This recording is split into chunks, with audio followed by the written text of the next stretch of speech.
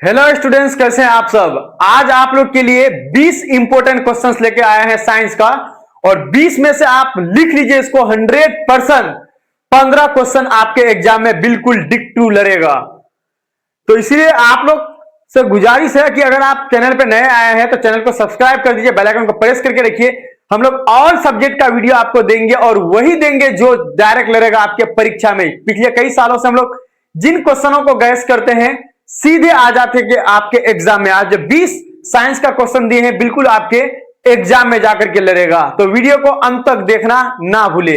तो चलिए, सबसे पहला हम लोग का क्वेश्चन है कि ओजोन क्या है, इसके महत्व को लिखिए। ओजोन के बारे में आपको क्वेश्चन किया है, और आप अगर पढ़ाई करते हैं तो पढ़ाई के दौरान ऑब्जेक्टिव में देखे होंगे कि ओजोन से बहुत ज्यादा क्वेश्चन हम लोग को देखने को मिलता है, और ओजोन के साथ साथ सब्जेक्टिव में भी हम लोग का ओजोन से रिलेटेड हर बार एक क्वेश्चन 100% आता है। और इस बार भी 2026 में अगर आप एग्जाम दे रहे हैं तो इस बार भी 100% ये वाला क्वेश्चन आएगा, आप देख लीजिएगा।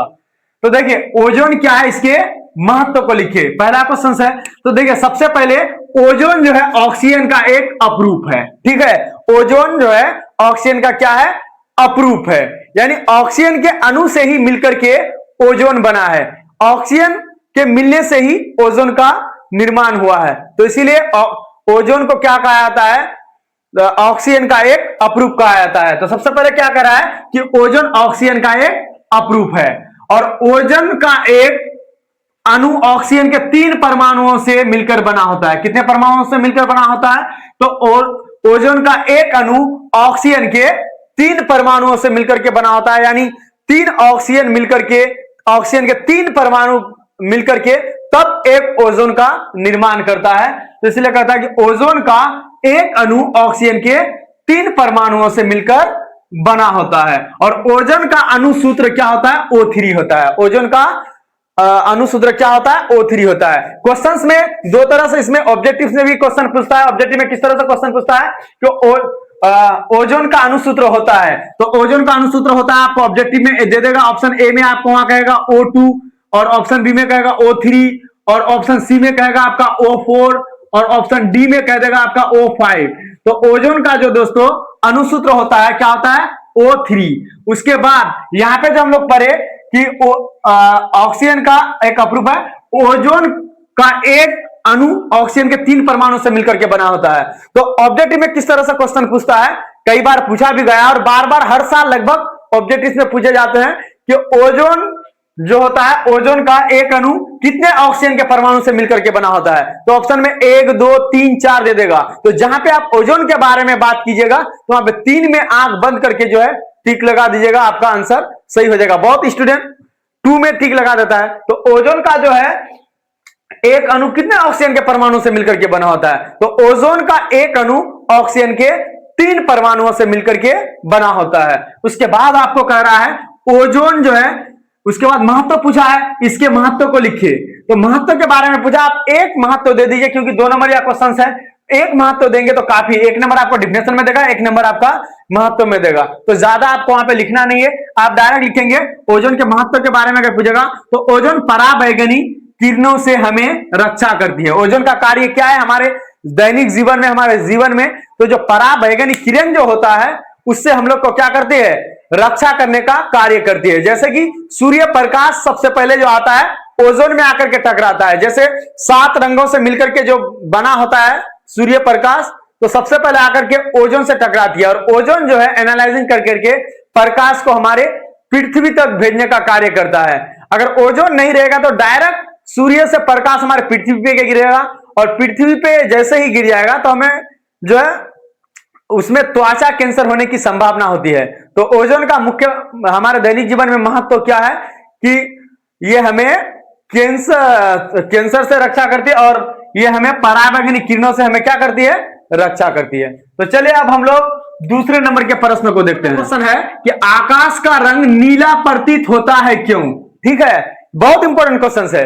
तो दोस्तों आकाश का रंग नीला प्रतीत क्यों होता है, क्वेश्चन ये कह रहा है। तो देखिए आंसर देखिए, जब सूर्य का प्रकाश वायुमंडल से होकर गुजरता है तो वायुमंडल में उपस्थित छोटे छोटे धूलकण नीले रंग का परिकिरण सबसे अधिक करता है। देखिए जब वायुमंडल, जब सूर्य का प्रकाश जो है कहां से होकर गुजरता है, वायुमंडल से होकर के गुजरता है। तो जब वायुमंडल से होकर के गुजरता है तो जो हमारे वायुमंडल में छोटे छोटे जो है धूलकण होते हैं, छोटे छोटे धूलकण होते हैं, वो नीले रंग का परिकीर्णन सबसे अधिक करता है।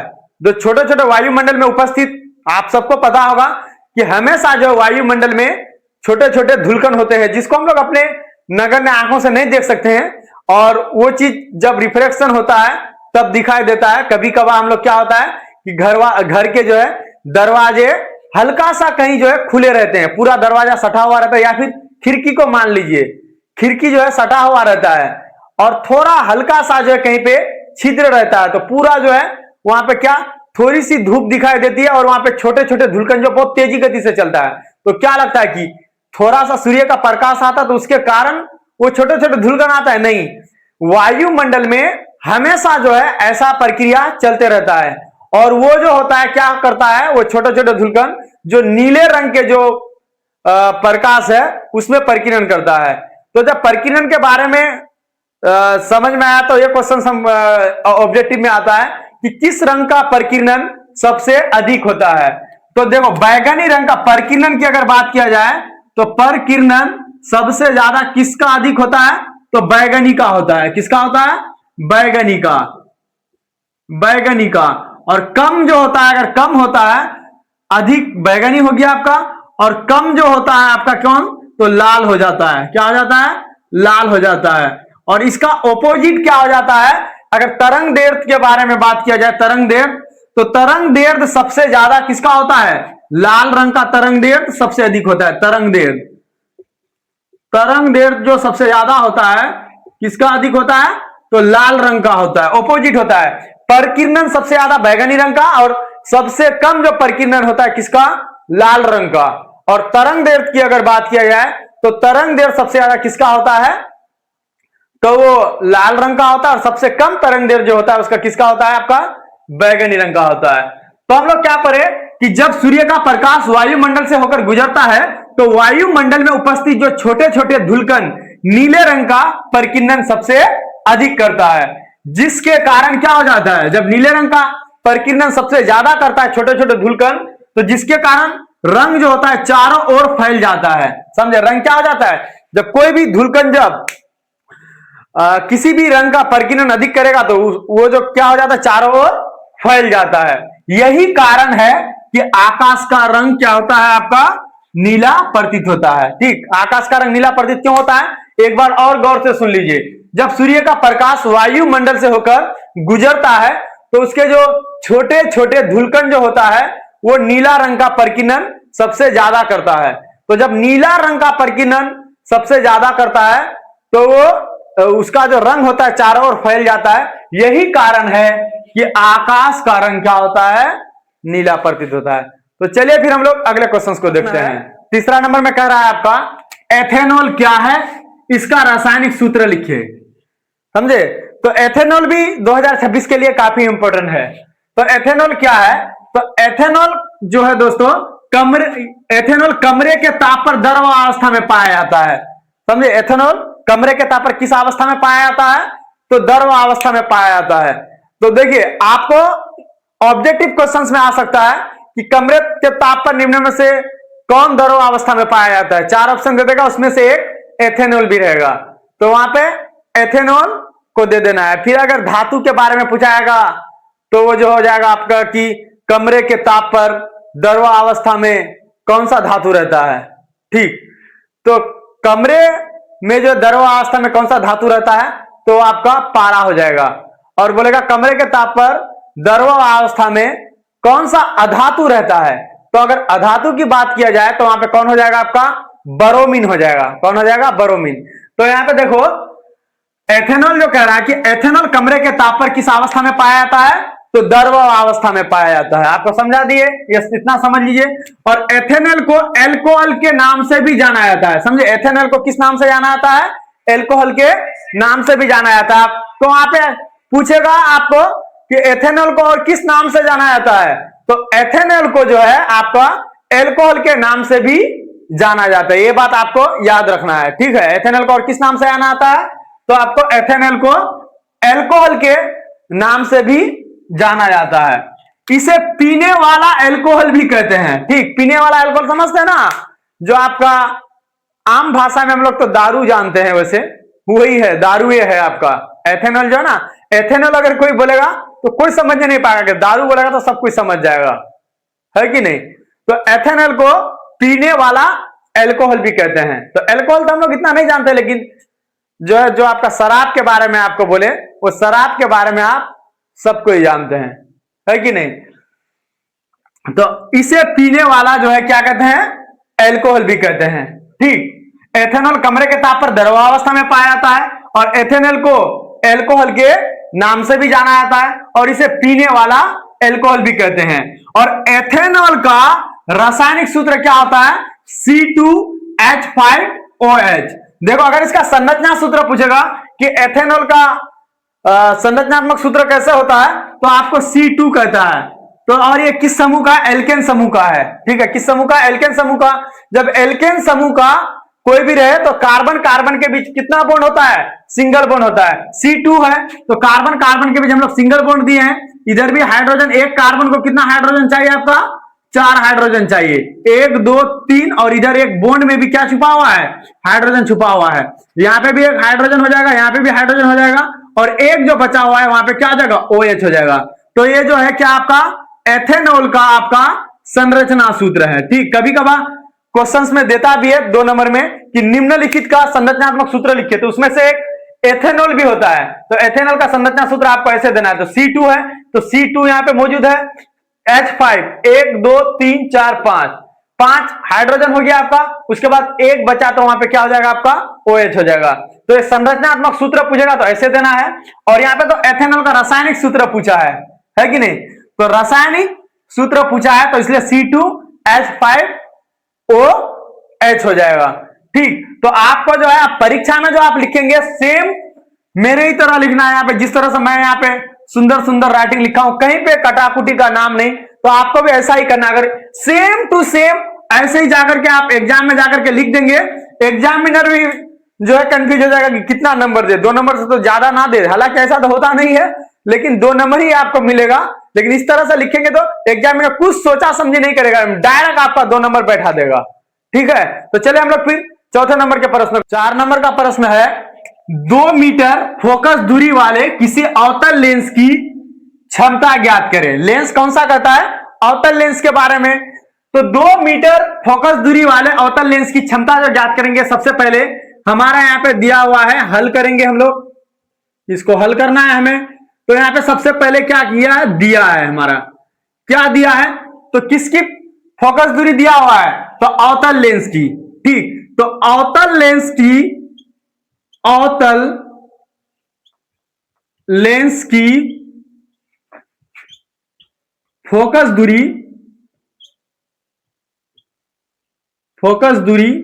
दूरी को किससे? स्मॉल f से हम लोग उसको डिनोटेट करेंगे। तो f बराबर आपका क्या दिया हुआ है? आपका 2 मीटर। तो अवतल लेंस की जो फोकस दूरी होगा, प्लस में होगा कि माइनस में होगा? माइनस में होगा। अवतल लेंस की फोकस दूरी किस में होगा? आपका माइनस में। अवतल लेंस की जहां बात आ जाए तो वहां पे क्या हो जाएगा? माइनस में आ जाएगा। तो अवतल लेंस की फोकस दूरी माइनस में हो जाएगा, तो यहां पे क्या हो जाएगा? -2 मीटर। उसके बाद क्या ज्ञात करने के लिए बोलता है? लेंस की क्षमता ज्ञात करने के लिए बोलता है। तो लेंस की क्षमता जो है,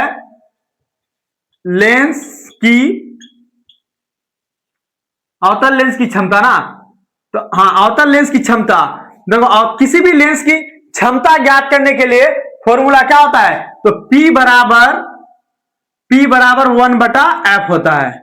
लेंस की क्षमता ज्ञात करने के लिए कौन सा फॉर्मूला लगता है आपका? P बराबर 1/f लगता है। तो P बराबर 1/f, तो देखिए यहाँ पे 1 का 1 हो जाएगा, f का मान क्या है आपका? f का मान -2 मीटर है, -2 हो जाएगा। तो -2 मीटर जो है, तो अब यहाँ पे क्या हो जाएगा? 2/1 हो जाएगा। होगा कि नहीं होगा? तो नहीं चलेगा, 0 बैठेंगे तो यहाँ 0 आ जाएगा। 0 के बाद क्या आ जाएगा? पॉइंट आ जाएगा, और 2 5 से क्या आ जाएगा? यहाँ पे 10 हो जाएगा। तो यहाँ पे क्या आ गया? 0.5 आ गया। क्या आ गया? 0.5। तो 0.5 आ गया, तो P बराबर आपका क्या हो जाएगा, माइनस है, तो माइनस 0. आपका क्या आ जाएगा, माइनस 0.5 आ जाएगा। ठीक है, तो ये आपका आंसर हो जाएगा। ठीक, तो चलिए फिर आप लोग 5वां नंबर के प्रश्न को देखते हैं। 5 नंबर में कह रहा है एम्पियर की परिभाषा दे। ठीक, एम्पियर की परिभाषा दे या फिर 1 एम्पियर किसे कहते हैं, सेम क्वेश्चंस होते हैं। ठीक, तो एम्पियर की परिभाषा के बारे में बोलता है, यदि किसी चालक के अनुप्रस्थ काट से 1 सेकेंड में 1 कूलम आवेश प्रवाहित होता है तो उस धारा को एम्पियर या फिर 1 एम्पियर कहते हैं। यानी क्या कर रहा है कि यदि किसी चालक के अनुप्रस्थ काट से 1 सेकेंड में 1 कूलम आवेश जो प्रवाहित होता है, 1 सेकेंड में 1 कूलम आवेश अगर प्रवाहित हो गया तो उसी को हम लोग क्या कहेंगे, उसी को हम लोग एम्पियर कहेंगे या फिर 1 एम्पियर कहेंगे। ठीक है, याद करना इसको, यदि किसी चालक के अनुप्रस्थ काट से 1 सेकेंड में 1 कूलम आवेश प्रवाहित होता है तो उसी को हम लोग क्या कहेंगे, हम लोग 1 एम्पियर या फिर एम्पियर कहेंगे। ठीक, और एम्पियर जो होता है आपका विद्युत धारा की एसआई इकाई है। ठीक, एम्पियर क्या है, विद्युत धारा की एसआई इकाई है। ठीक, तो अगर कोई पूछेगा कि एम्पियर क्या है तो विद्युत धारा की क्या है, एक एसआई इकाई है। तो विद्युत धारा किसकी इकाई है, ठीक, विद्युत धारा किसकी इकाई है, तो एम्पियर की इकाई है। ऐसे भी आपको क्वेश्चन आ सकता है। तो चलिए फिर हम लोग अगले प्रश्न को देखते हैं, यानी 6 नंबर के हम लोग प्रश्न को देखते हैं। 6 नंबर का प्रश्न है हम लोग का कि अवतल दर्पण के 3 उपयोग लिखें। अवतल दर्पण का 3 उपयोग को लिखने के लिए कह रहा है। तो देखिए दोस्तों, सबसे पहले हम लोग एग्जाम में कैसे लिखेंगे कि अवतल दर्पण के 3 उपयोग निम्नलिखित है। ठीक है, अवतल दर्पण के 3 उपयोग निम्नलिखित है। तो निम्नलिखित है तो कौन कौन है, अवतल दर्पण का उपयोग किस किस क्षेत्र में होता है और कैसे होता है। तो सबसे पहले 1 नंबर में आपका हजामत बनाने में अगर बात किया जाए तो यानी आप नाई के पास जाते हैं, नाई के पास जाने के बाद आप बाल बनाते हैं, जो दर्पण लगा हुआ रहता है वो अवतल दर्पण लगा हुआ रहता है। उसके बाद आप दाढ़ी बनाते हैं यानी शेविंग करने के लिए जाते हैं, तो शेविंग करने में भी आपका अवतल दर्पण का जो है उपयोग किया जाता है। आप वहां पे ऐसे भी दे सकते हैं कि दाढ़ी बनाने में, या आप अपने से भी दे सकते हैं अगर आप समझ जाएंगे क्वेश्चंस को तो। ठीक, तो सबसे पहले क्या हो जाएगा, दाढ़ी बनाने में यानी हजामत के बारे में अगर बोल दिए तो उसमें सब चीज आ गया। उसके बाद नंबर 2 में आपका दूसरा उपयोग जो है आपका मोटर गाड़ी के अग्रदीप में, जो मोटर गाड़ी होता है आपका, चाहे वो 2 व्हीलर्स हो, 4 व्हीलर्स हो, कुछ भी हो, तो उसमें जो अग्रदीप में जो जिस दर्पण का उपयोग किया जाता है उसमें जो है अवतल दर्पण का यूज किया जाता है। उसके बाद नंबर 3 जो है आपका, तीसरा नंबर में डॉक्टरी क्षेत्रों में, तो डॉक्टरी क्षेत्रों में अवतल दर्पण का उपयोग कहां कहां किया जाता है। तो अवतल दर्पण का उपयोग डॉक्टरी क्षेत्रों में बहुत सारे जगहों में किया जाता है, अन्य अन्य जगहों में किया जाता है। जिस तरह से अगर बात किया जाए डॉक्टरी क्षेत्रों में अवतल दर्पण के बारे में, तो आप जो है चिकित्सा के क्षेत्र में, अगर आप दांत के क्षेत्र में जाते हैं तो उसको दांत को देखने में, और उसके बाद अगर आपके आंख में कीड़े पड़ गए तो उसके कीड़े को देखने में, और भी बहुत सारे कार्य हैं जो चिकित्सा के क्षेत्र में अवतल दर्पण का यूज किया जाता है। तो चलिए फिर हम लोग 7वां नंबर के प्रश्न को देखते हैं। 7वां नंबर का प्रश्न कह रहा है आपका अनवीकरणीय ऊर्जा स्रोत क्या है, इसके 2 उदाहरण दे। अनवीकरणीय ऊर्जा स्रोत के बारे में कहता है और इसके 2 उदाहरण मांगते हैं। आप वैसे नवीकरणीय और अनवीकरणीय के बारे में पढ़े होंगे क्योंकि सिलेबस कंप्लीट हो चुका है, ये तो इंपोर्टेंट सीरीज चल रहा है। तो इंपोर्टेंट में तो आपको वही पढ़ना है जो एग्जाम से रिलेटेड है। तो अनवीकरणीय ऊर्जा स्रोत हम लोग किसको कहेंगे, वह ऊर्जा स्रोत जो एक बार खत्म होने पर फिर उपलब्ध नहीं होता है तथा इन्हें बनने में लाखों वर्ष लग जाते हैं, अनवीकरणीय ऊर्जा स्रोत कहलाते हैं। यानी अनवीकरणीय ऊर्जा स्रोत हम लोग किसको कहेंगे, ऐसा ऊर्जा स्रोत जो एक बार खत्म होने पर वो जल्दी नहीं बनता है, बनता तो है लेकिन उसको बनने में लाखों वर्ष लग जाते हैं, उसी को हम लोग क्या कहेंगे, अनवीकरणीय ऊर्जा स्रोत। ऐसा ऊर्जा स्रोत जो एक बार खत्म होने पर जल्दी प्राप्त नहीं होता है तथा उन्हें बनने में लाखों वर्ष लग जाते हैं, उसे हम लोग क्या कहेंगे, अनवीकरणीय ऊर्जा स्रोत कहेंगे।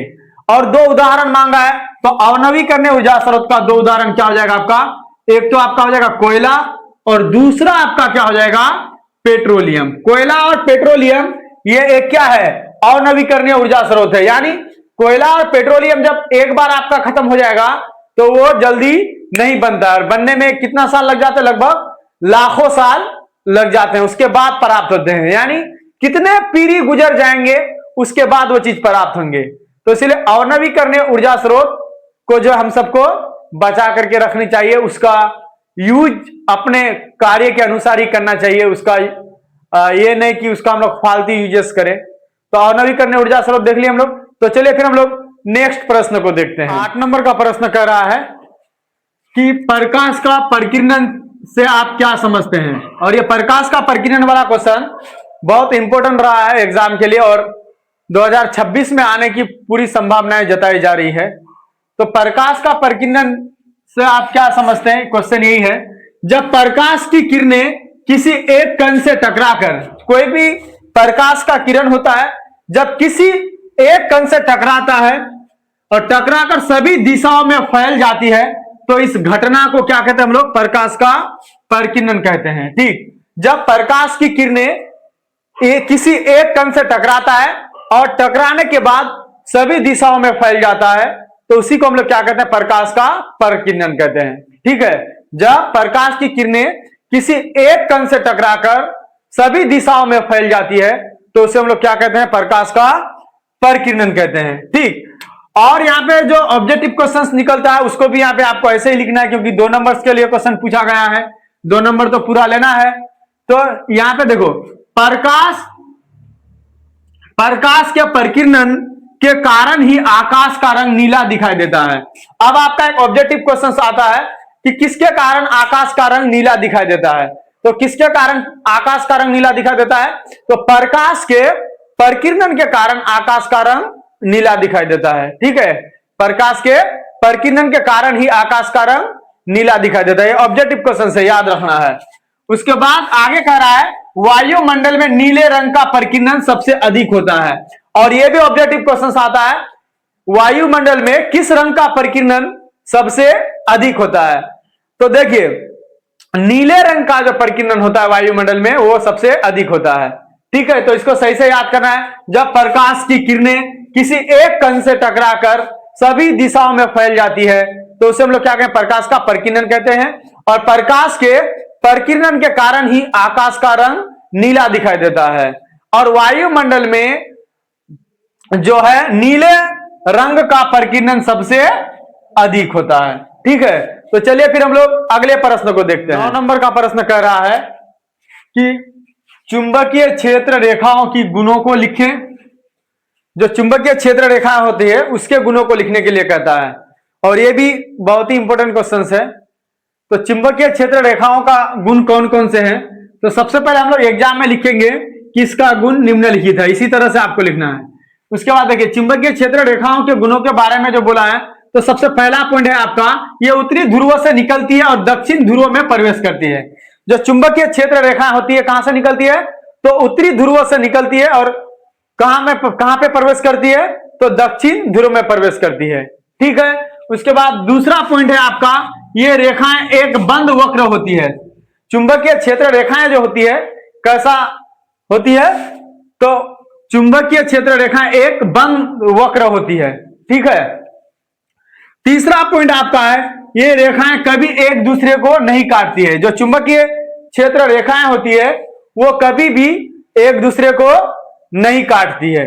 ठीक है, उसके बाद आपका चौथा पॉइंट है, इसका मान दोनों ध्रुवों पे अधिक होती है। चुंबकीय क्षेत्र रेखाओं का जो मान होती है वो दोनों ध्रुवों में क्या होती है, अधिक होती है।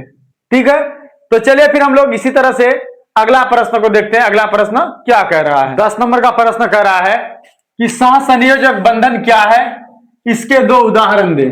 सहसंयोजक बंधन के बारे में यहाँ पे बोल रखा है, और सहसंयोजक बंधन के बारे में आप जानते होंगे, इससे पहले आप सिलेबस में पढ़े होंगे। तो सहसंयोजक बंधन हम लोग किसको कहेंगे, वो आबंध जो 2 परमाणुओं के बीच इलेक्ट्रॉनों की साझेदारी करती है, उसे हम लोग क्या कहते हैं, सहसंयोजक बंधन कहलाते हैं। यानी वो आबंध जो क्या होता है कि 2 परमाणुओं के बीच इलेक्ट्रॉन की साझेदारी करता है, उसी को हम लोग क्या कहेंगे, सहसंयोजक बंधन कहेंगे। दो परमाणु होगा और आपस में जो है दोनों क्या करेगा, साझेदारी करेगा, उसी को हम लोग क्या कहेंगे, सहसंयोजक बंधन कहेंगे। जैसे कि यहाँ पे आपका H2 दिया हुआ है और CH4 दिया हुआ है, तो चलिए हम लोग H2 के बारे में जानते हैं कि दो परमाणुओं के बीच तो हाइड्रोजन जो है कितना है, यहाँ पे 2 है, तो और हाइड्रोजन का परमाणु संख्या कितना होता है आपका, 1 होता है। कितना होता है, तो 1 होता है। तो यहाँ पे भी हाइड्रोजन 2 हाइड्रोजन है, ठीक, तो हाइड्रोजन का परमाणु संख्या कितना होता है, 1 होता है। अब देखिए यह हाइड्रोजन जो है आपस में तो साझेदारी कर सकता है, लेकिन एक दूसरे को त्याग नहीं सकता है, ठीक है, एक दूसरे को त्याग नहीं सकता है, ठीक है, यानी जितना जो उसका परमाणु है बढ़ा सकता है अपने आप को, इसका इलेक्ट्रॉन जो है उसमें इलेक्ट्रॉन पाया जाता है तो वो ले सकता है, यानी दे नहीं सकता है। तो अब देखिए ये हाइड्रोजन जो है तो ये क्या करता है, अब ये दो अलग अलग है लेकिन ये दोनों आपस में मिलकर क्या करता है, साझेदारी करता है। क्या करता है, साझेदारी। अब ये हाइड्रोजन जो है इसका परमाणु संख्या को ले लिया तो ये तो फिर खत्म हो जाएगा, लेकिन ये बोलता है दोनों को खत्म नहीं होना है, दोनों को स्ट्रॉन्ग होना है, मजबूत होना है, तो क्या करता है, दोनों आपस में क्या कर देता है, आपका साझेदारी करता है। तो यही आपका क्या हो गया, सहसंयोजक बंधन। यह हाइड्रोजन इससे लिया इलेक्ट्रॉन प्रोटॉन और ये इससे लिया, तो दोनों जो है क्या हो गया, आपस में साझेदारी किया, तो यही क्या कहलाएगा, सहसंयोजक बंधन कहलाएगा। ठीक है, तो फिर हम लोग अब अगले प्रश्न को देखते हैं। 11 नंबर के प्रश्न को देखते हैं। 11 नंबर कह रहा है आपका अयस्क क्या है, और इस अयस्क के बारे में आप पढ़े होंगे और ये बहुत ही इंपॉर्टेंट क्वेश्चन है 11 नंबर का अयस्क के बारे में। तो जिस खनिज में प्रचुर मात्रा में धातु उपस्थित हो, प्रचुर मात्रा में, बहुत अधिक मात्रा में धातु उपस्थित हो, ठीक है, तथा जिससे कम खर्चे पर और आसानी से धातु प्राप्त किया जा सके, वही उसी को हम लोग क्या कहेंगे, अयस्क कहेंगे। यानी जिस खनिज में प्रचुर मात्रा में धातु उपस्थित हो, जब देखिए कोई भी खनिज हो जब उसमें प्रचुर मात्रा में धातु होगा तो वो क्या होगा, कम खर्चीला होगा, उसको प्राप्त करने के लिए कम खर्चा होगा।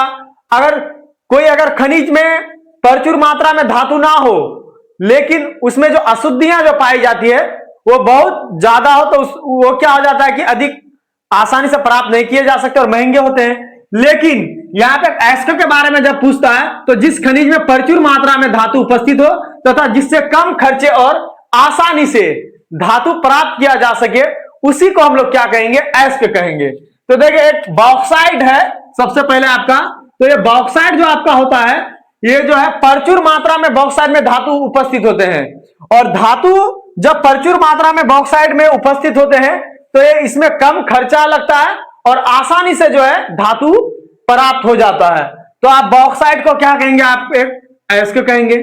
उसके बाद आपका हेमाटाइट, तो हेमेटाइट भी जो है आपका क्या होता है कि इसमें भी धातु बहुत ज्यादा मात्रा में पाया जाता है और कम खर्च लगते हैं और आसानी से प्राप्त हो जाते हैं। तो ये आपका अयस्क था, इसको आप लोग अच्छा से याद कर लीजिएगा, ठीक है।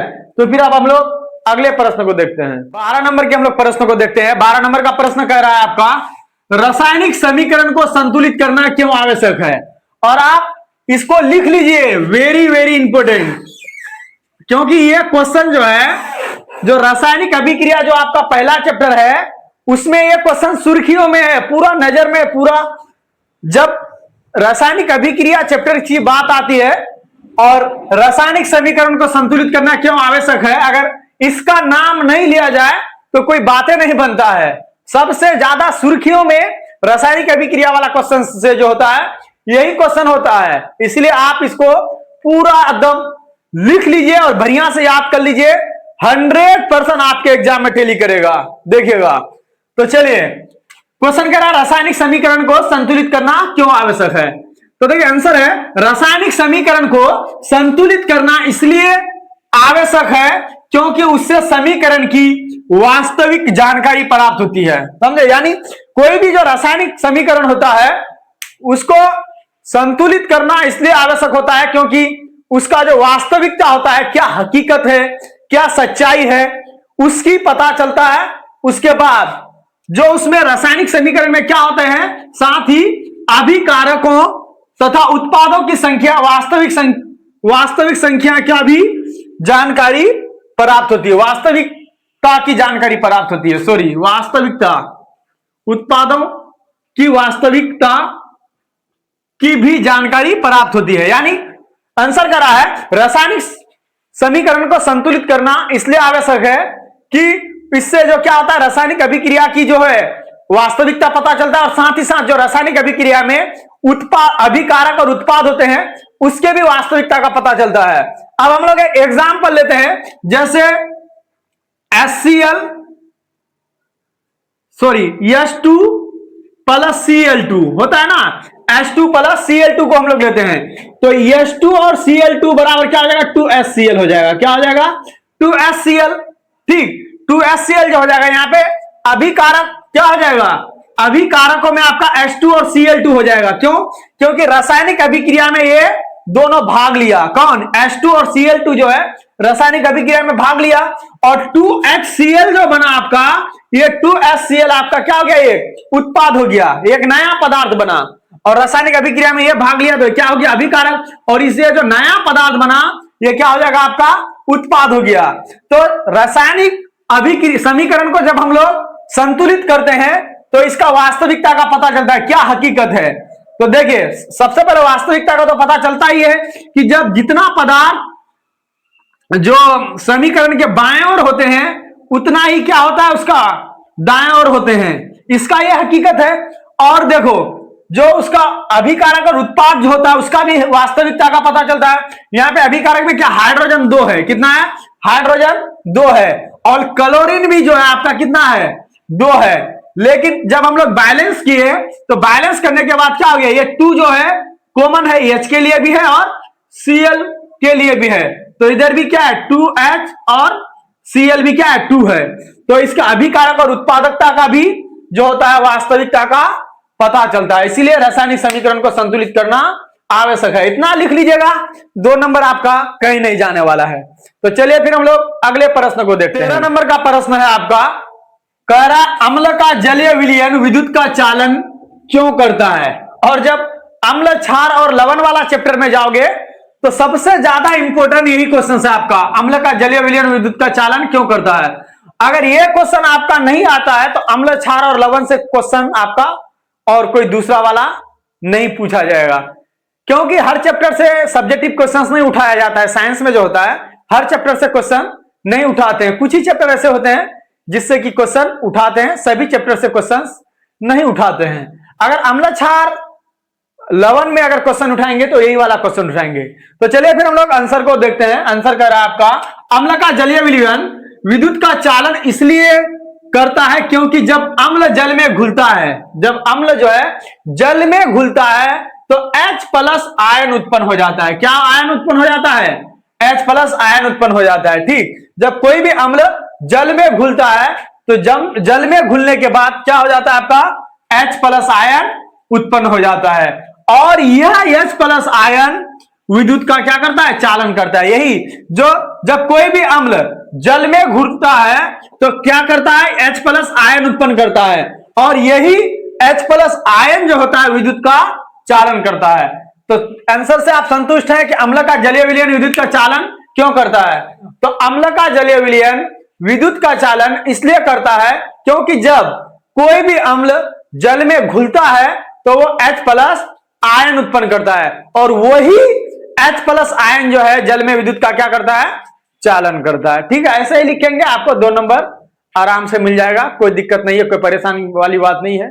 तो चलिए फिर हम लोग 14 नंबर के प्रश्न को देखते हैं। 14 नंबर का प्रश्न कह रहा है, और बहुत ही आसान क्वेश्चन है, वन संपदाओं पर निर्भर किन्हीं 2 उद्योगों के नाम बताएं। यानी वन से कौन ऐसा उद्योग है, 2 उद्योग जो वनों पे निर्भर है, वनों के वजह से चलता है। वन मतलब समझते हैं जंगल। ठीक, यानी जो जंगलों से कौन ऐसा 2 उद्योग है जो उस पर निर्भर रहता है, जंगलों पर निर्भर रहता है, जंगलों की वजह से ही वो उद्योग चलता है। तो यहाँ पे आपका क्वेश्चन कर रहा है, वन संपदाओं से निर्मित 2 उद्योगों के नाम बताएं। ठीक, तो वन संपदा आप एग्जाम में ऐसे लिखेंगे क्योंकि क्वेश्चन थोड़ा शॉर्ट है, और जब शॉर्ट है तो थोड़ा आपको उस टाइप से लिखना है कि फिर वहां पे नंबर आपका ना कटे। तो वन संपदाओं पर निर्भर 2 उद्योगों के नाम निम्नलिखित है, ऐसे ही लिखना है आपको। नंबर 1 जो है आपका कागज उद्योग। जो कागज उद्योग होता है आपका किस पर निर्भर होता है, तो वन संपदाओं पर ही निर्भर होता है। ठीक, कागज उद्योग, जितने भी कागज को आप देखते हैं, चाहे वो किताब के कागज को देखते हैं या फिर जिस पे आप लिखते हैं, सभी कागज जो आपका निर्भर है किस उद्योग पर निर्भर है, तो आपका वन संपदाओं पर ही निर्भर है। ठीक, उसके बाद दूसरा है आपका फर्नीचर उद्योग। और सबसे ज्यादा वन संपदाओं पर जो निर्भर उद्योग है, सबसे ज्यादा अगर वनों का अगर फायदा उठाते हैं अभी, तो फर्नीचर उद्योग ही सबसे ज्यादा फायदा उठाते हैं। अधिकतर यूज तो अभी वन को जो अधिकतर यूज किया जाता है वो फर्नीचर के रूप में ही यूज किया जाता है। ठीक है, तो ये आपका 2 उद्योग था। 3 मांगेंगे तो और किसी चीज को दे देंगे आप 3 उसी तरह से। तो चलिए फिर अब हम लोग 15 नंबर के प्रश्न को देखते हैं। आपका प्रश्न कह रहा है संचारण क्या है, सोदाहरण समझाइए। यानी सोदाहरण समझाने का मतलब यह कह रहा है कि इसका उदाहरण देकर के समझाए कि संचारण क्या है। हम तो ऐसे नहीं जानते, संचारण के बारे में डिफिनेशन वगैरह जानते हैं, लेकिन ये हमको पता नहीं है। एग्जामिनर कह रहा है कि ये हमको पता नहीं है कि संचारण होता कैसा है, तो इसीलिए वो मांग रहा है आपका उदाहरण। तो आपको उदाहरण देकर के संतुष्टि करना होगा। तो सबसे पहले आपका क्वेश्चन है आपका संचारण क्या है, तो इसका डिफिनेशन देंगे।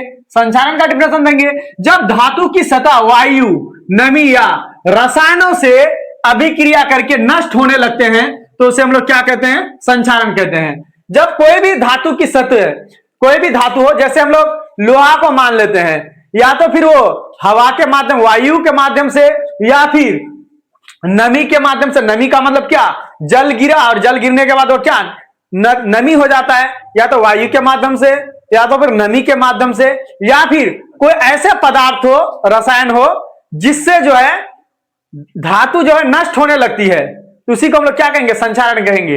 एक लोहा है, लोहा को हम लोग नमी में छोड़ देते हैं, और नमी में छोड़ने के बाद जो है कुछ दिन बाद क्या लग जाता है, जंग लग जाता है। तो जब भी जंग लगेगा तो क्या हो जाएगा, तो जंग लगेगा तो इसका मतलब क्या हो रहा है, लोहा धीरे धीरे क्या हो रहा है, नष्ट हो रहा है।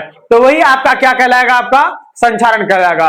तो डिफिनेशन आपको इसी तरह से देना चाहिए कि जब कोई धातु वायु या फिर कोई रसायन या फिर नमी के माध्यम से जो है नष्ट होने लगता है, वही आपका क्या कहलाएगा, जंग कहलाएगा। एक ऑब्जेक्टिव क्वेश्चन बनता है संचारण से कि किसी भी धातु पर जंग लगने से उसका वेट क्या होता है, कम होता है, अधिक होता है।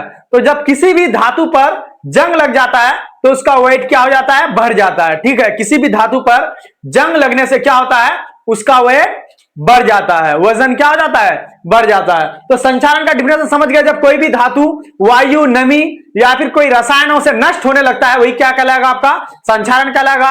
तो 2 उदाहरण हम लोग दिए हैं। ठीक, पहला क्या, लोहा पर जंग लगना। अभी लोहा के बारे में आपको बताया, तो लोहा पर जंग लगना वही क्या है, आपका संचारण है। यानी कोई भी लोहा है आपका, और उस लोहे पे जो है बार बार पानी गिराया जाता है, या फिर वायु के संपर्क में हो, या फिर कोई रसायन गिरा दिया जाता है, तो वो क्या हो जाता है, धीरे धीरे जंग लग जाता है, वही क्या है, आपका संचारण है। उसके बाद तांबे पर हरे रंग का परत जम जाना। तो जब भी तांबे पे जो संचारण होता है, तांबा, तो उसमें क्या होता है, हरे रंग का क्या हो जाता है, परत जम जाता है। ठीक है, तो आपको एग्जाम में सेम इसी तरह से लिखना है। तो चलिए अब हम लोग 16 नंबर के प्रश्न को देखते हैं। 16 नंबर का प्रश्न कहता है आपका डीएनए आनुवांशिकता का आधार है कैसे। ठीक है, डीएनए आनुवांशिकता का आधार है कैसे। ठीक, तो देखिए डीएनए आनुवांशिक का आधार है। ठीक, डीएनए आनुवांशिक का आधार है क्योंकि यह जीव के सभी आनुवांशिक गुणों, जैसे आंख हो गया, आंखों का रंग, ठीक, आंखों का रंग, कद, संरचना को एनकोड करता है। समझे, आंखों का रंग यानी क्या होता है, डीएनए के द्वारा ही माता के आंखों के जैसा उसके बच्चों का भी आंख दिखाई देते हैं, कभी पिता के आंखों के जैसा उसके बच्चों का आंखों का रंग दिखाई देते हैं। यानी आप अक्सर देखते होंगे समाज में कि फेस हो या फिर उसका कोई कद हो या फिर उसका आंखों का रंग देख करके बोलते हैं कि आप उसके बच्चे हैं, आप सेम उसके तरह लगते हैं। तो कुछ ना कुछ, किसी ना किसी आधार पे बच्चों को देखते हुए उसके माँ बाप का, उसके माता पिताओं का आंकड़ा लगाया जाता है। वही तो क्या है, डीएनए है। ठीक, डीएनए वही है। तो देखिए आंखों का रंग हो गया, आपका कद हो गया, संरचना को एनकोड करता है और उन्हें पीढ़ी दर पीढ़ी में स्थानांतरित करता है। यानी कोई भी गुण अगर आप पीढ़ी दर पीढ़ी में देखते हैं तो किसके द्वारा देखते हैं आप? डीएनए के द्वारा देखते हैं। डीएनए के द्वारा ही जो है उसका कद हो या फिर आंखों का रंग हो या फिर माता पिता के कोई गुण हो, डीएनए के द्वारा ही स्थानांतरित होता है।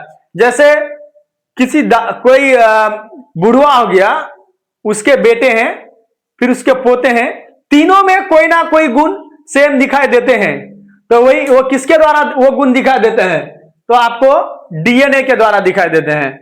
जैसे हम लोग हो गए, हम लोग के बच्चे होंगे, यानी कोई ना कोई गुण, चाहे हमारा कद हो या फिर कलर्स हो या फिर हाइट हो जाए या फिर आपका आंखों का रंग हो जाए, वो हमारे बच्चों में दिखाई देंगे। फिर वो जो हमारे बच्चे से जो हमारे आने वाले जो पीढ़ी होंगे, वो उसका फिर कोई गुण सेम उसके जैसा हो गए। तो यही ये जो होता है एनकोड जो होता है, स्थानांतरित होता है, किसके द्वारा होता है? आपका डीएनए के द्वारा होता है। तो चलिए फिर हम लोग अब 17 नंबर के प्रश्न को देखते हैं। 17 नंबर का आपका प्रश्न कह रहा है पादप हार्मोन क्या है? 2 पादप हार्मोन के नाम लिखें। ठीक, पादप हार्मोन के बारे में पूछ रहा है। तो देखिए, वह रासायनिक पदार्थ जो पौधे में बहुत कम मात्रा में बनकर उनकी वृद्धि, विकास एवं क्रियाओं को नियंत्रित करते हैं, उससे हम लोग क्या कहते हैं? पादप हार्मोन कहते हैं। यानी पौधे में तो पादप हार्मोन बनते हैं, लेकिन बहुत कम मात्रा में बनते हैं। बहुत कम मात्रा में बनने के बावजूद भी क्या होता है? उसके वृद्धि में, विकास में और फिर जो अन्य क्रियाएं होती है उसमें बहुत तेजी गति से जो है अपने योगदान को देते हैं और नियंत्रित करते हैं। वही क्या है? आपका पादप हार्मोन है। ठीक, यानी वह रासायनिक पदार्थ जो पौधे में बहुत कम मात्रा में बनकर उनकी वृद्धि, विकास एवं क्रियाओं को नियंत्रित करते हैं। तो वृद्धि, क्रिया और विकास को पादप हार्मोन नियंत्रित करते हैं। ठीक, उसके बाद देखिए 2 पादप हार्मोन के नाम आपका रखा है। तो 2 पादप हार्मोन के नाम, पहला हम लोग क्या देंगे? ऑक्सिन, और दूसरा आपका हो जाएगा जिब्रेलिन्स। और ऑब्जेक्टिव क्वेश्चन आएगा कि निम्न में से कौन पादप हार्मोन है? ऑप्शन ए में आपका दे देगा ऑक्सिन, और बी में दे देगा आपका जिब्रेलिन, और सी में दे देगा आपका ए और बी दोनों। ठीक, ए और बी दोनों दे देगा, और डी में दे देगा आपका नन ऑफ दीज। ठीक, तो डी में आपका दे देगा नन ऑफ दीज। तो ये ऑब्जेक्टिव क्वेश्चंस भी आता है, निम्न में कौन पादप हार्मोन में? ए में देगा ऑक्सिन, और बी में देगा आपका जिब्रेलिन, और सी में ए और बी दोनों, डी में नन ऑफ दीज। तो आपको किस में टिक लगाना है? सी में लगाना है। और कभी क्या कर देता है, निम्न में कौन पादप हार्मोन है? 3 दूसरा ऑप्शन दे देगा, एक में क्या देगा? या तो ऑक्सिन देगा या तो फिर जिब्रेलिन। तो 2 पादप हार्मोन को आपको इन दोनों को याद रखना है कि 2 पादप हार्मोन कौन है? एक ऑक्सिन और दूसरा जिब्रेलिन। तो चले फिर अब हम लोग 18 नंबर के प्रश्न को 18 नंबर का प्रश्न देखते हैं हम लोग। 18 नंबर का आपका प्रश्न कह रहा है पर्यावरण क्या है? ठीक है, पर्यावरण क्या है? और ये क्वेश्चन जो है आपका फिजिक्स, केमिस्ट्री, बायोलॉजी के जो लास्ट चैप्टर होते हैं, हमारा पर्यावरण, उसी से रिलेटेड है। तो देखिए, हमारे चारों ओर उपस्थित, चाहे वो जैविक हो या फिर अजैविक हो, ठीक, हमारे जो चारों ओर है, चाहे वो जैविक हो या फिर अजैविक हो, वस्तुओं का जो आवरण है, उसी समूह को हम लोग क्या कहते हैं? पर्यावरण कहते हैं। ठीक, हमारे जो चारों ओर उपस्थित जैविक और अजैविक जो वस्तुओं का जो समूह है, उसी को हम लोग क्या कहेंगे? पर्यावरण कहेंगे। जैसे कि आपका जल ले लीजिए, तालाब में आप जितने भी जल देखते हैं वो हमारे पर्यावरण के अंतर्गत आता है। चाहे वो तालाब में हो, नदी में हो, झील में हो, जहां भी आप देखते हैं वो एक जो है क्या है? हमारा यही क्या है? पर्यावरण। वायु हमारे पर्यावरण के अंतर्गत आते हैं, मिट्टी हमारे पर्यावरण के अंतर्गत आते हैं, जो आप मकान देखते हैं, मकान भी क्या है? हमारे पर्यावरण के अंतर्गत आते हैं। पेड़ पौधे जो है आपका क्या है? किसके अंतर्गत आता है? पर्यावरण के अंतर्गत आता है। तो जो हमारे चारों ओर जिन चीजों पे हम लोग का नजर पड़े, जिन चीजों को देखते हैं, सभी चीजें हैं, सभी वस्तुएं जो है हमारे क्या है? पर्यावरण का एक हिस्सा है, चाहे वो जैविक रूप से पाया जाए या फिर अजैविक रूप से पाया जाए। ठीक है, तो चलिए फिर हम लोग 19 नंबर के प्रश्न को देखते हैं। हम लोग का नेक्स्ट क्वेश्चन 19 नंबर का है। 19 नंबर में कह रहा है आपका, ये बायोलॉजी का क्वेश्चन है और कह रहा है ग्लाइकोलाइसिस किसे कहते हैं? ठीक, ग्लाइकोलाइसिस के बारे में पूछा है।